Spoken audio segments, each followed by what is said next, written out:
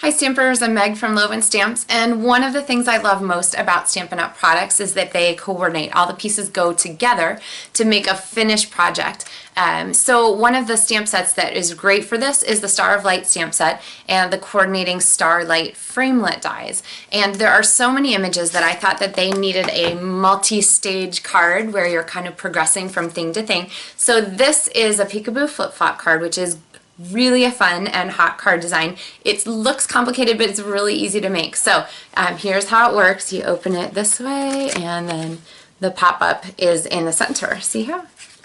Really fun like that. So let me give you the tips and tricks for putting this card together. You can do this with all different stamp sets, but this particular one is featured for my Stamps the Mail Club this month, November 2016. So request your kit, and I will show you how to use it. Let's get stamping. So let's set aside our directions and our other project kits, and let me tell you about the pieces of our card here that we will be needing. So we have the back, the front, and the inside, and then these sorted pieces that come with your Stamps the Mail Club kit. So the front of your card is going to be 4 1/4 inches by 8 1/4 inches and score at 5 1/2. And I'm really sorry for my friends who are metric. Hopefully you can convert on your own. The back of our card will be 4 1/4 by 5 3/4 inches, and you're going to score it at 5 1/2. So really close to the edge. You're just going to get that 1/4 inch flap there. And you're going to think, oh, I should just make that bigger. But trust me, it's not a good idea. I tried and it didn't work very well. So the inside part of your card is going to be 4 1/4 inches by 8 1/2 inches, and you're going to score it in half at 4 1/4 inches. You are going to pick up your pieces and start by punching a hole in the front. You want to, oh, wrong punch. 2-inch circle punch. You want to keep your punch pretty close to the edge here, or your flap will not work in the end.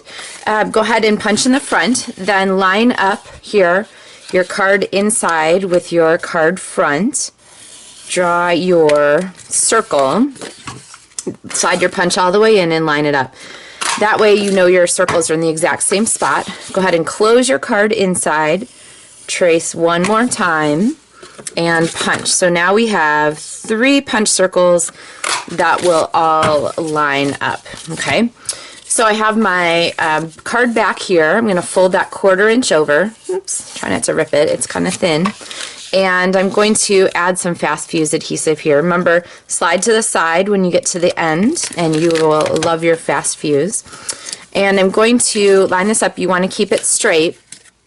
So I'm going to go ahead and line it right at the crease, right at that score line, so that I know I will have a straight card. And then fold it shut, and there, you can press it down. There we go.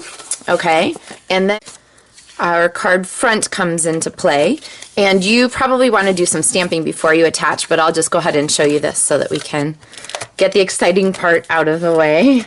So again, I'm using fast fuse and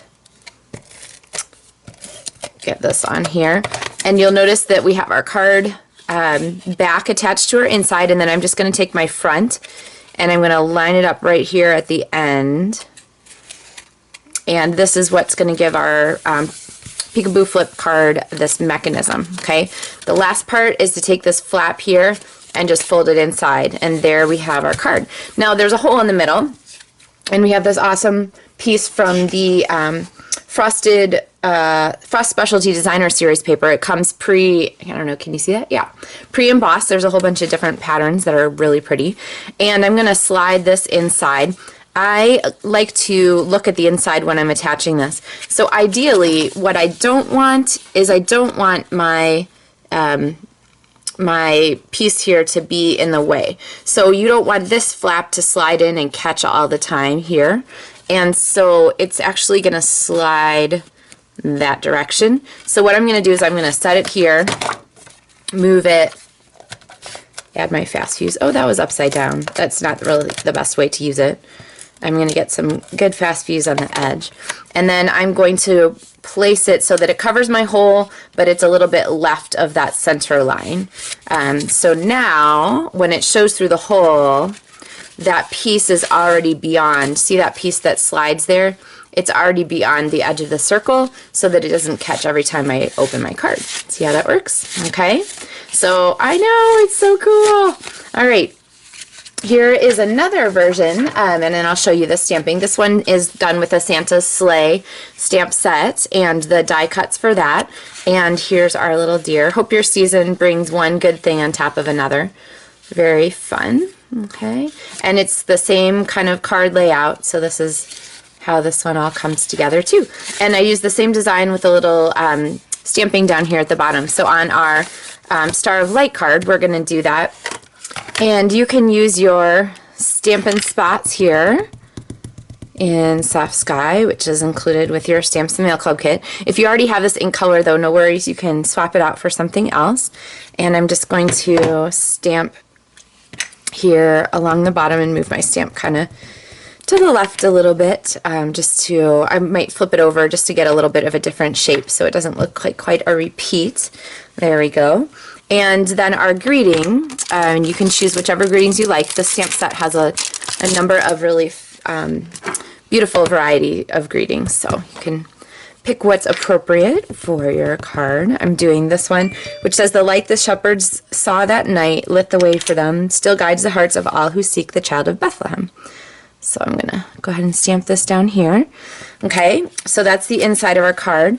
And then for our front of our card, we are going to use from the Star of Light stamp set this larger star, and I'm going to go ahead and place this one. Let's see. And the background for this I'm going to go ahead and use with the Marina Mist. Sorry, my phone is always exciting right now. I need some scratch paper here on the back, so I'm going to go ahead and place this and stamp. And then you're going to, if you do this after you've put your card together, which I don't necessarily recommend, then you would want to put something inside your hole so that you don't damage the inside of your card, because we want that to stay white. So there's one stamp, and then I have another stamp, this cute little